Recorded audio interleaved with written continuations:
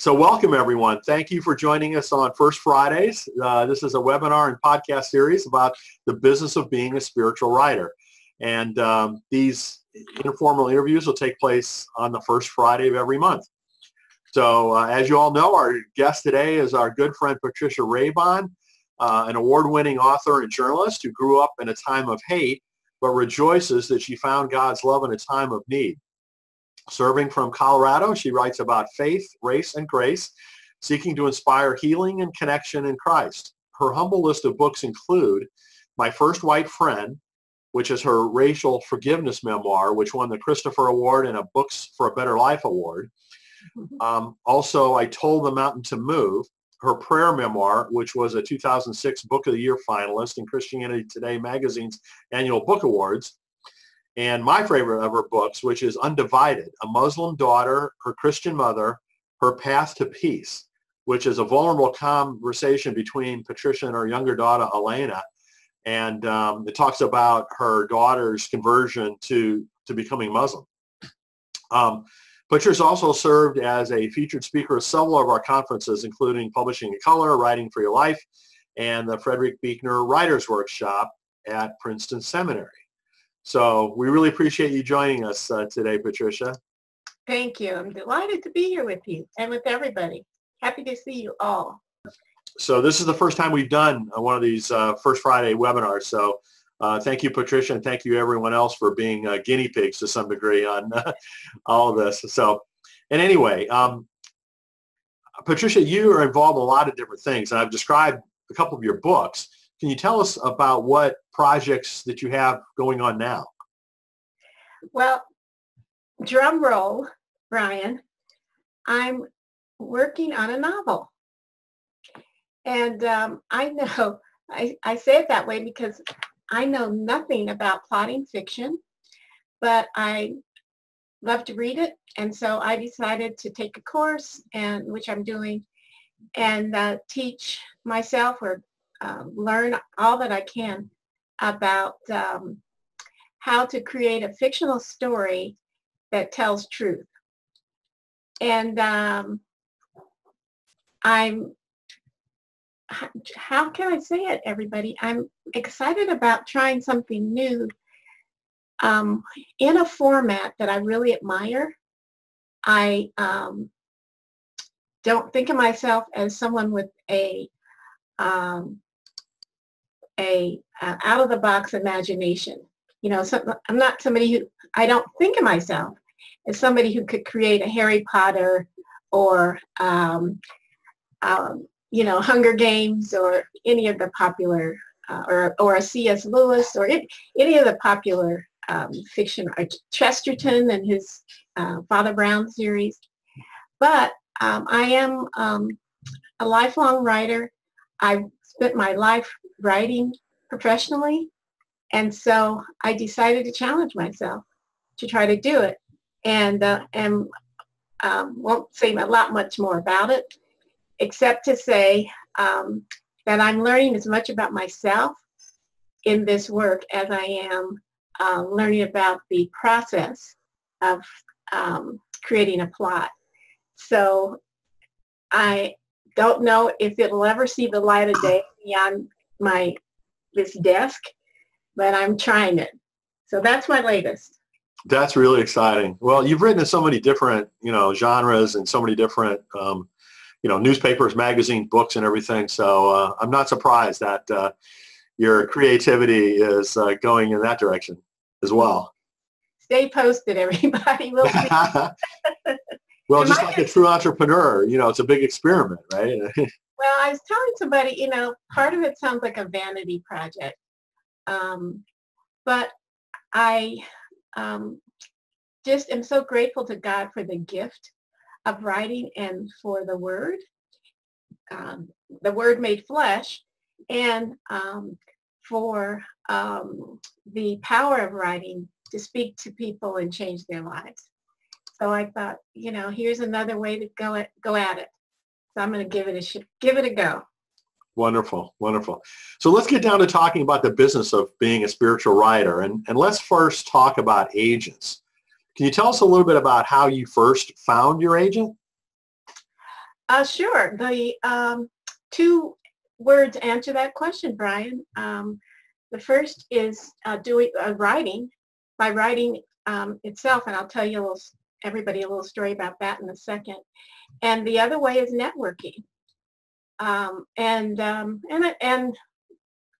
number three is praying about the networking and the writing. I have worked with many agents over my time of working as a writer. But what started the whole process is the writing itself. I was working, teaching up at in the School of Journalism at the University of Colorado at Boulder. I'm a journalist by training. And you've probably heard the phrase, publish or perish.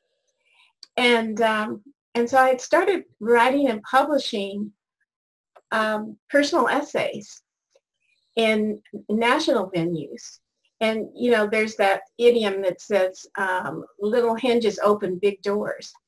Well, I was writing these 600, 800-word essays, and I got them published in places like the New York Times Magazine. And, I mean, this predates the internet, Brian.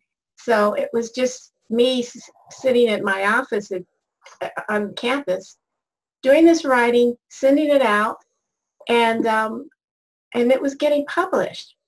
And so I started getting letters or phone calls from agents saying, I saw your essay, I really liked it. If you would ever like to write a book, I'd like to represent you. And after about 5 or 6 of these, my husband said to me, I think it's time you write a book. And so that's really how I developed my association with my first agent. But I mention it because when I go to writing conferences similar to yours, there are always conversations about how to find an agent. And my answer is do the writing.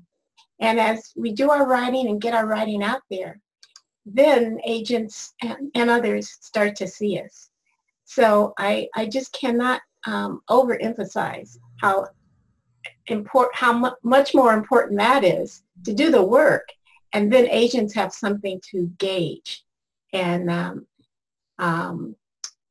so I'm just grateful that happened that way. My first agent was in New York and had an editor friend at Penguin, Viking Penguin, and their relationship led to my book getting published at that publishing house. So, you know, doing the work, making the connections turned into an agent relationship that was very profitable, I guess I'll say it that way, for me, and very encouraging. When I started to write for faith audiences, I contacted a friend. Well, here's the story. I'll tell this. Since it's just us, I'll tell this story. A friend of mine was writing workbooks to go with Philip Yancey's books, and reader's guides to go with Philip Yancey's book. She lives here in Colorado, and he does too. And so we met at a book conference. Here again, networking. We met at a book conference, and I told her I was looking for an agent this time serving the faith world. And she said, "Oh, you've got to meet." She mentioned the name of a woman who had just left Zondervan, who'd been an acquisitions editor at Zondervan and was going off on her own as an agent. And so I followed up with that suggestion. I contacted that person, and she said no. And so I sat down and sent her a sample of writing, including my first book, some of my essays that I had published in nice places. And she contacted me and said, on second thought, I would like to represent you. And she was my agent for, 20 plus years. And so, and she recently stepped back from that work and to retire. But I tell this story because if we reach out to one another, if we follow up, if we make connections, and then for me, I prayed. I asked for the right person at the right time. And indeed, that all happened. So don't neglect telling people who you're looking for, what you're looking for, and then do the writing so you'll have something to share with an agent who might be interested. So just like so many aspects of business, it's all about networking. Oh my goodness. Kind of building relationships, it's just so important. And you personally know me, Brian, and so you know that I'm an introvert, and so that the idea of networking on its face sounds like something that's hard for me to do, but it's really meeting people one-on-one, and then bringing them and introducing them to the gift that God has given you. And from there, it just takes off. I've seen it over and over again. I'm working now with another agent who called me just about the time my longtime agent said she was stepping back. And we're working on another project too. So if we are faithful to that principle, you're a networker extraordinaire, Ryan. And I'm just so admire how you use it. But if we're faithful to that principle, it just pays back every time. It really does. Well, anyone that meets you, Patricia, knows immediately how lovely you are. So it's like, Well, that's a great asset for you. Thank you for that. And other people are lovely too. I mean, that's the thing. It's when we give ourselves the chance to meet one another, something special really starts to happen. So once you have an agent, and can you tell us a little bit about how you work with the agent to pitch a book? Typically. Yes. Well, the first agent I had really set the tone for me. The biggest part of pitching a book is preparing and submitting an excellent book proposal. And so I wrote a proposal for the book that she was representing, and she contacted me, Brian, and she said, "Do you have that book called How to Write a Book Proposal?" And I said, "Yes." And she said, "Throw it away." She said, "You sit down and write what you say. Sit down and say what you want to write." And I did that for my first book, My First White Friend. And I wrote these words, Brian, because that book is about racial forgiveness. And so I sat down and I wrote, "God help me. I stopped hating white people about a year ago."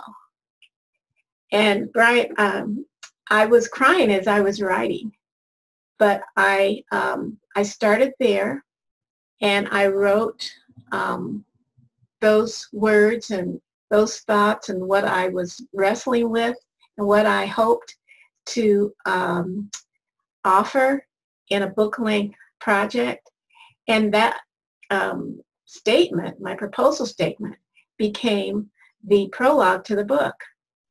And that is how I have approached every book I have written. Wow. So for every book I've written, the proposal statement has almost word for word become the book's prologue.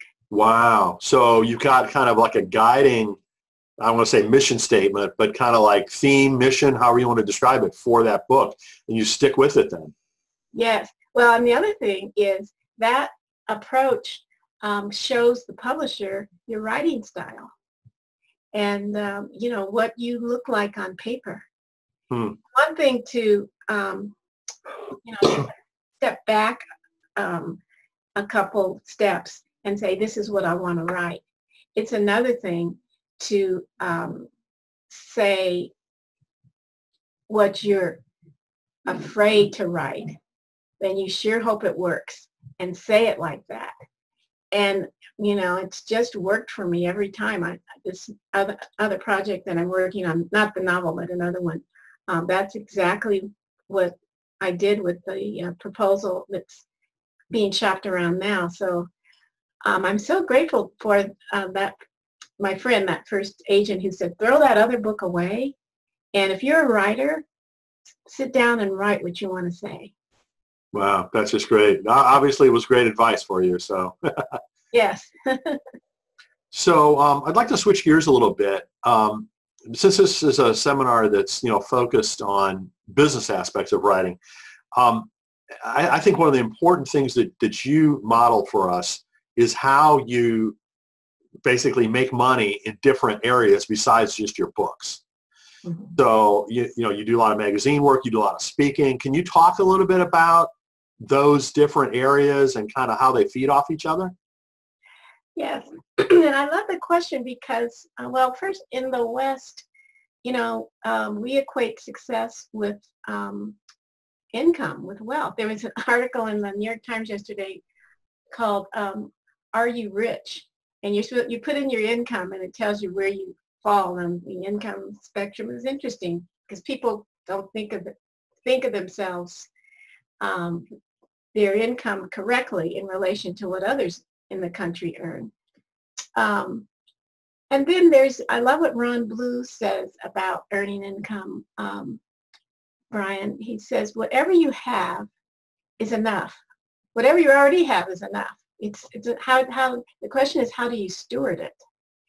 And so over this writing work that I've been blessed to do, I started out thinking that the dollar mattered as much as the day and the work itself. The Christian Bible says, but you can't serve two masters. And I tried to do that for a long time. I chased the book contracts, and at the same time I traced these additional ways to earn income, speaking engagements.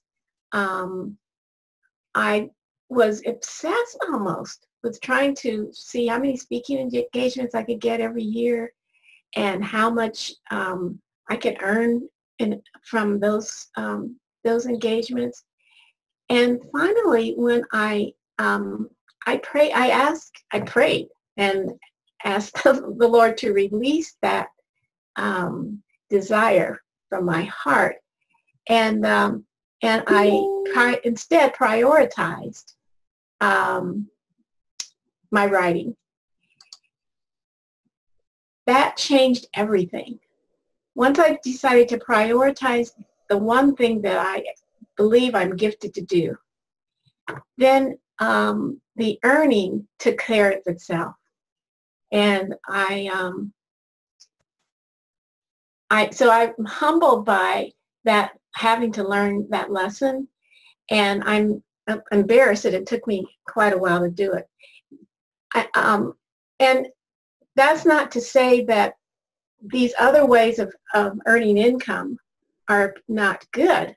I've taught at your writing workshops many times and been blessed to do that, as you know. But if I call myself a writer, that has to be first. And if I do that first and most, then other doors open and other editors call and other opportunities come. And that I'm trying to sit and live and walk in that space right now.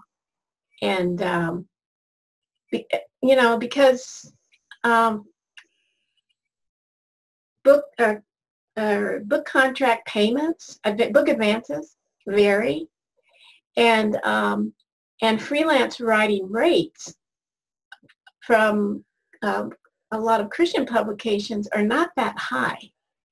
So, as a writer, one has to sit down with oneself, in my case, and with my God, and say, shine a light on how I need to do this.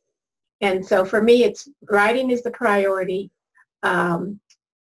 occasional teaching, workshop teaching, which I enjoy. The third thing for me is the actual keynote speaking. That's the hardest thing for me to do. And so that's third on my list. And then the fourth thing for everybody, and that is to pay attention.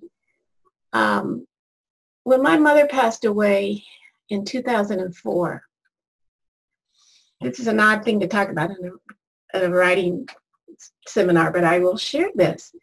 When my mother passed away in 2004, my sister and I tried to sell her home. Couldn't sell that house, Brian, for love or money. And in praying about it, we decided to keep it, and it became another income stream. We rent our late mother's home. And so I know that's just my particular circumstance, but I mention it because everybody who's on this call today, everybody has a particular circumstance. And if you pay attention to it, and if you need the income, and God knows we need a roof over our heads and food on our tables, He will show us all the ways that are out there in particular for each of us. And so I hope it was okay to add that. But I think that I almost missed that opportunity because I almost tried to got rid of it because I wasn't paying attention to it. And it's really blessed, as an income, it's blessed my sister and me. It's been a way to honor our parents. And there's just a lot of things that look unrelated to writing, but have become a part of who I am as a writer by still caring for the home that my parents worked so hard for, and is now part of how the Lord helps me with the income that I need. And so, Anne Lamott says this about writing, that writing is paying attention. Well, so is earning income. So did I say that right, everybody who's listening? I hope I hope that made sense. Well, I think, one of the things that you're always such a role model for me, I know personally, Patricia, is just your faith, and how you live it. And that is inspiring in many different ways. So thank you for that. Yes. Unfortunately, we're kind of running out of time. I think one of the things I need to do in the future is make sure that we have a longer time period on our webinars. So I apologize for that today. But one of the things I just wanted to get to is to just let you kind of tell people what your advice is, for new writers in particular, that are just getting started. Yeah. That question is so important to me that I created a page on my website called Writing Tips that lists everything that I believe in about how to create a writing ministry. That's what I call it for me. And the first thing on that list is to follow God, see what God's doing and follow Him. But the second thing is keep your day job. You and I have talked about this. Yes. I didn't realize that before the whole conversation about platform building started, that I had a platform. I was on the faculty at large university, that was my platform. And I didn't recognize it as that. And then I had this dream of wanting to be a full-time author. And so I left my teaching job. And then what I had to do was rebuild a platform as a writer. And so what I remind people is, if you have a vocation, a calling, maybe you're a doctor, a teacher, a lawyer, a chef, and you want to write, keep doing that work. That's your platform. And build your writing life there, your theology there, build your gift there. And then from that, let that inform the writing that you do and the service that you give. And so there are more thoughts about that on my website, patriciaraybon.com, on that page that's called Writing Tips. The main thing to share before we close is that if you're called to do this work, do it. It's the difference between success and talking about it is not, it's not about perfection. It's about persistence, getting up every day, sitting down at that desk and putting the big rocks in first. And over time, the work gets done. Excellent, excellent. Well, I will be sure to point everyone to that page on your website. I think that would make a really good post for Writing for Your Life and Publishing in Color, and so I'll make sure that that gets up. But thank you for sharing that. You're welcome, and thank you for today. Well, thank you so much for joining us. We'll do this again. We'll have another session where I invite Patricia to speak, and we'll talk about some other aspects of the business of spiritual writing. So thank you everyone for joining us. Thank you so much, Patricia, and everyone enjoy the rest of their day. Thank you. Have a great day, everybody.